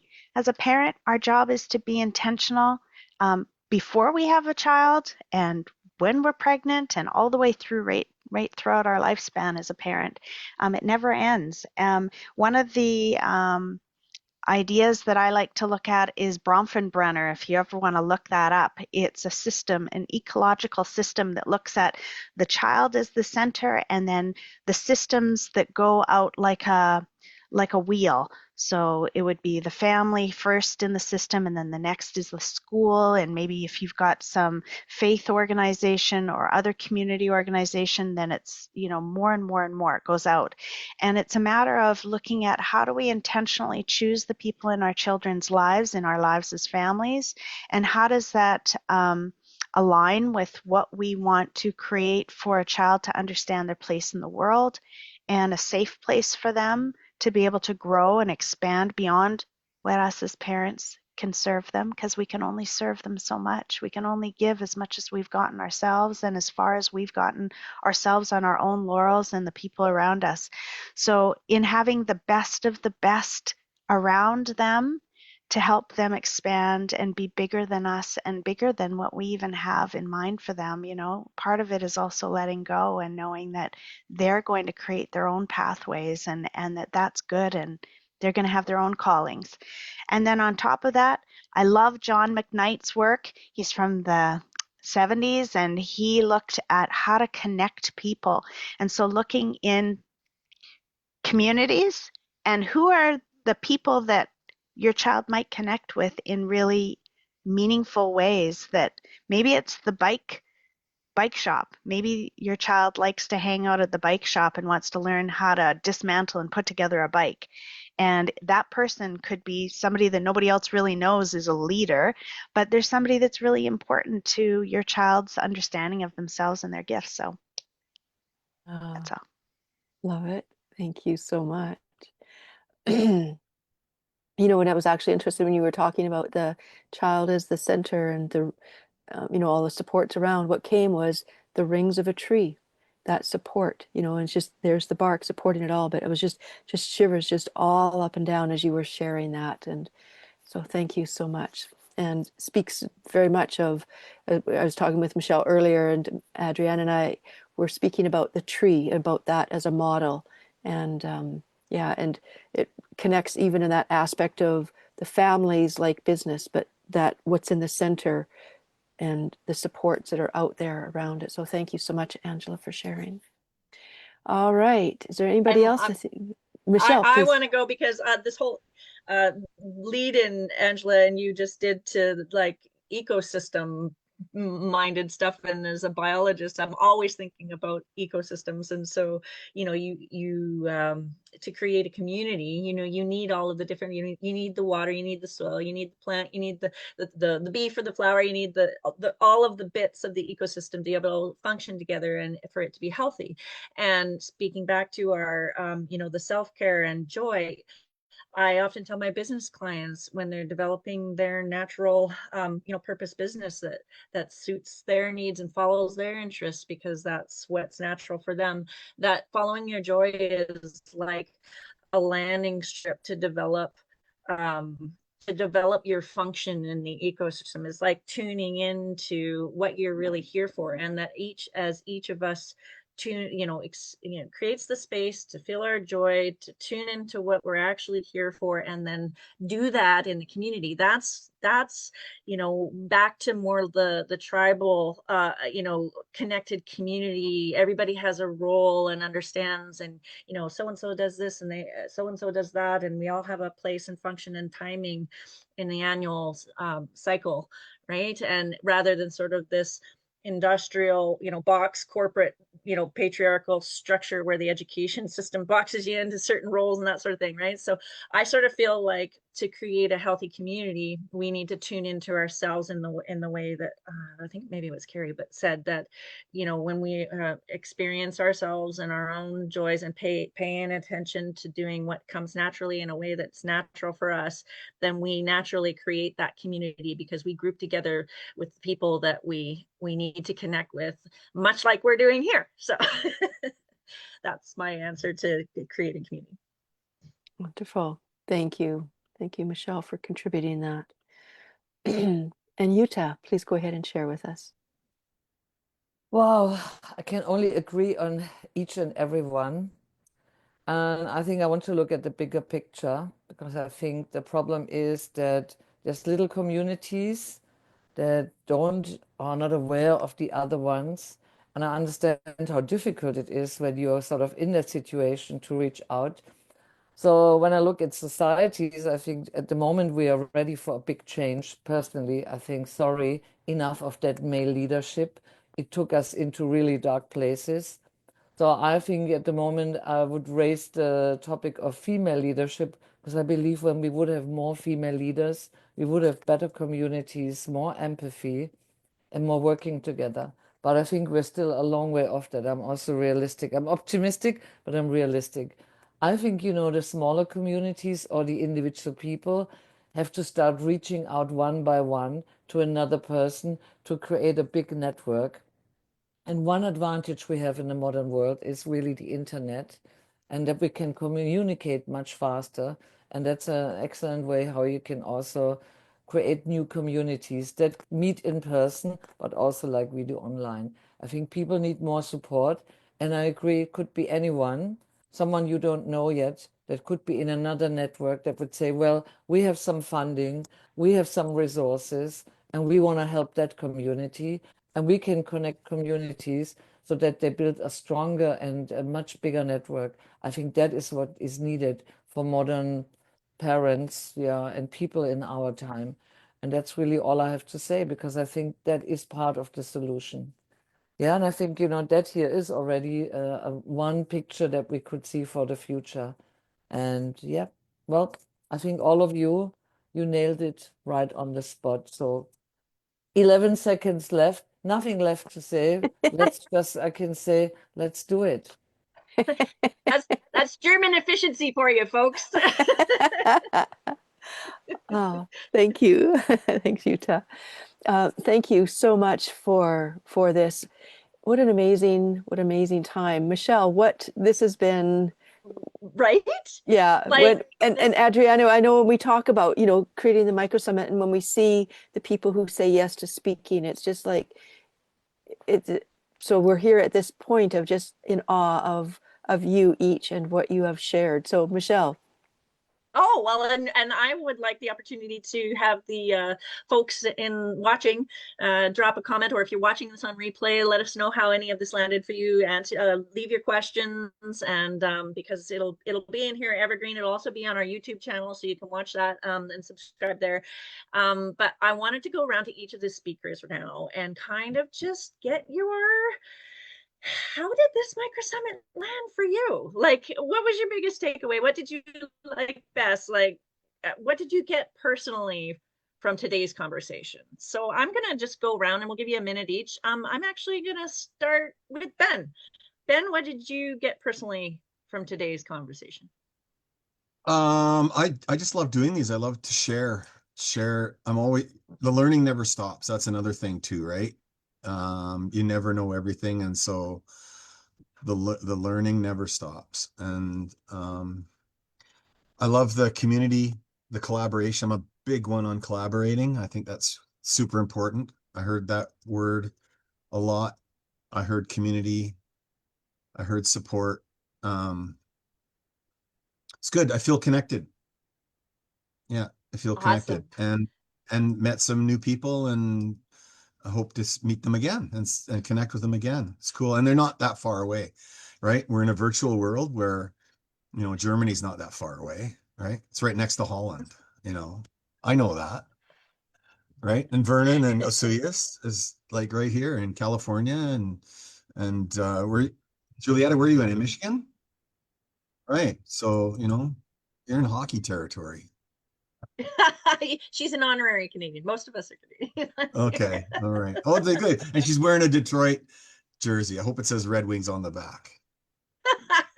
Anyways, no, this is great. I was very excited to be part of this. Michelle, I shot her a message a little while ago. She's just so full of energy and spunk. It's great. It's great that she's doing this. Lorna, it's awesome. Thank you. Well, we love working with Adriana on this and hosting things. So, Angela, what was your biggest takeaway? What did you personally kind of take away from today's conversation? I think for me today is a great opportunity to be able to be a part of a panel of variety, diversity, and I think that that's important. I think that we all have our lenses, and there are as many people that are diverse in our communities that will need to have some part of one of our messages that is going to land for them strongly. And I think that for me is what's important, is not being just with like-minded, but for diversity as well. I welcome diversity in my personal and in my work. So I am grateful to be here. Oh, we are so grateful to have you. And yeah, biodiversity, I mean, we look to nature for models, the biodiversity of all types is critical for essential for survival. So, Juliet, what did you get out of Oh my today's? goodness, so much. So similar to what Ben said, learning never ends, and I really love that, and I always welcome that in my work. In unschooling, that's the concept of deschooling. Deschooling, like once you leave the mainstream education system, and I always seen like deschooling as a process that it evolves, it never ends. So the more as you progress in your journey, there are different things that come up. And I love just seeing the different lenses, like Angela said. That's really important because I hear so many stories about, parents with children with disabilities and just different things that I am not familiar with, but I love connecting and referring to people. That is my absolute favorite thing to do when I can relate to someone by thinking I know someone that can help you or you can go to. Like that is my favorite thing to do. So the connection and the beginning of just to follow people online and just kind of keep up. I really like that. So thank you. Oh, it was great to have you here as sort of a fellow out of the box thinker, and I think we benefited from having you here. So thank you so much. Jutta, I mean, 40 years of experience in your field. Like, what did you get personally from today's conversation? I'm always interested in your take. Well, I have to say, I loved all the different people, opinions, life experience, parent experience, because, it shows really how diverse parenting is. Everyone brought a fantastic aspect from all levels, and I love that because that's what I see in my own work. And of course, I'm not going to stay with parents much longer than 1 year. And then I come back when they have another baby and see, the older children and share that. But, I feel I agree. Family is, the beginning of everything. And for me, I took away a lot of things. And of course, I love this community. I love new people in my life. I like this cross-referencing, connecting. Because, I mean, sometimes I just wish we could all have a coffee together and chat, while we're eating something. And I love it. As a million things I took away. And it shows that people have the same problems all over the world, okay? There's a little difference. Germany, no homeschooling, for instance, not allowed, but still the essence of everything is the same. That's what connects us, and that's what I love about it. Well, we're so grateful that you're here in this community for people to connect with, especially that specific, very, sometimes touchy, delicate transition from non-parenthood to parenthood, right? And having you as a guide there is just really amazing. Thank you. Carrie, what did you get personally from today's conversation? Well, I thought all the commonality was wonderful, and the focus on our nervous systems, on swollen brains, on that this is, there's a lot we can learn and a lot we can change about ourselves, because the more we love ourselves, the cortisol will naturally decrease, the sugar will naturally decrease, our inflammation will naturally decrease, and these problems will root themselves out. So I'm super excited, and I love being part of a community where, everyone's been through their lives. We've all been through challenges. We've all, had it hard, and we've learned our lessons. And that's what we're here to do is, go through the challenges in life, learn our lessons, and share our wisdom. And so I'm really grateful that this community is doing that. We having you here and hitting those the feminine, divine feminine aspects, it was just really appreciate you for weaving that into the tapestry that was this group today. And Angela, I got you. Yes, did I got you. Okay. And I think now what I'll do is I'm gonna actually go both to Adriana, because she's been sitting here like that little kid listening. I want to know notes. I'm taking notes. what have, and then I'll go to Lorna afterwards. What did you get out of today's Microsummit? The biggest thing for me is that my motto for this year was to bring collaboration instead of competition, and seeing these beautiful people coming together, and we are so openly to connect and to know more about each other so we can collaborate with each other, so we can create these communities that we all, each one of us have our own communities. But now that we can we can cross our communities and we can support each other to build together, is part of my vision and my dream, which is that the web of a spider, that each part of the web has the dots, and I start seeing the connections that are start forming between each point of the web, which is each community. And each community is important, but also the whole community of the communities, the umbrella that creates the waviness in between all of them. For me, it's just like, it's actually my vision that I had. It's unfolding in front of me, and for me it's the biggest thing. It's so fulfillment. And now I have the connection with a couple of people I never met before, and now they are part of my community and they're part of my awareness. So when I need support, or someone in my clients or someone in my community needs support, I know exactly where to guide them. And for me, that is gold. Right? Like, oh yeah, Carrie can do this, and Yudit can do that, and Angela can do this, and Bud does that, and Julietta does this. It's what we love to do here in Body, Mind, and Soul. And thank you for sharing and representing that self-parenting piece, right? Because that's parenting too, parenting ourselves, right? Lorna, I would like you to do that, and then we can kind of get Adriana to close us up here. What did you get out of today's? We're approaching the last minute or two here.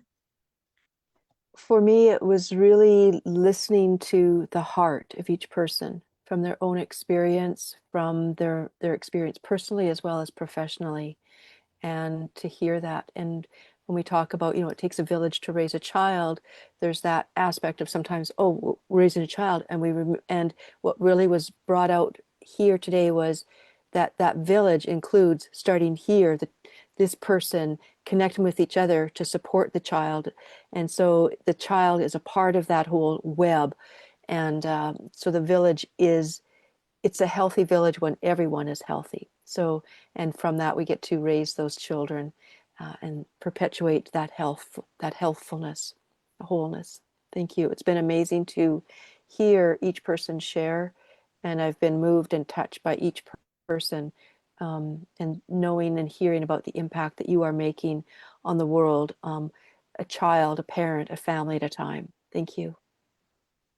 And to share so conversationally, in that, like, you know, we don't have our professional guards up about, you know, like, oh, I'm here to teach you about parenting, you know, like, this is just really absorbable, useful, practical information from parent to parent that was exactly what we wanted to strive for. So we want to thank each of you for sharing in this very personal and passion-led way. It's very clear how each of you are so connected to yourselves and the passion for parenting. So, and I'm sure that's going to ripple out to our viewers and onward as we watch the replays go up. So, Adriana, do you want to take us out?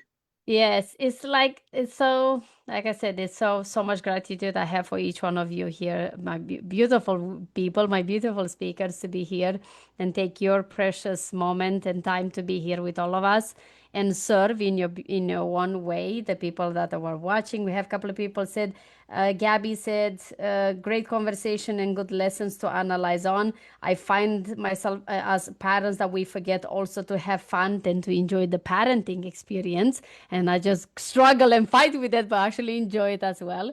So thank you so much for that. And we all know that today we literally just scratched the surface, because we will take us months and years to dive deep into this, but we can continue to dive deep into this in our own communities, and then reach out to each one of the speakers if this has touched you. If you watch this replay, or if you watch this later on, please connect with each one of them. They are here to support you in your own parenting journey. And we want to say thank you to all our beautiful speakers for diving deep into their own gifts and share it openly with their heart, openly to each one of you here. And this journey definitely continues, because this is just one of the micro summits that we continue to do. We do one every month. And next month, we're going to do one on trauma and healing, which nervous system healing, which is going to happen in January 11. So we are super excited to be part of this and to see you to the next one. Invite your friends, invite your family, and definitely we will tag our speakers into this video. You will have access to the YouTube. We will post it here, and we will love to see you again. Thank you so much, everyone, for being part of our summit. Big hugs to all of you. Go enjoy the parenting and the journey that comes with it. And reach out if you need help, because remember, no more suffering alone. We're here to as a community. Bye bye, everyone. Thank you. Bye.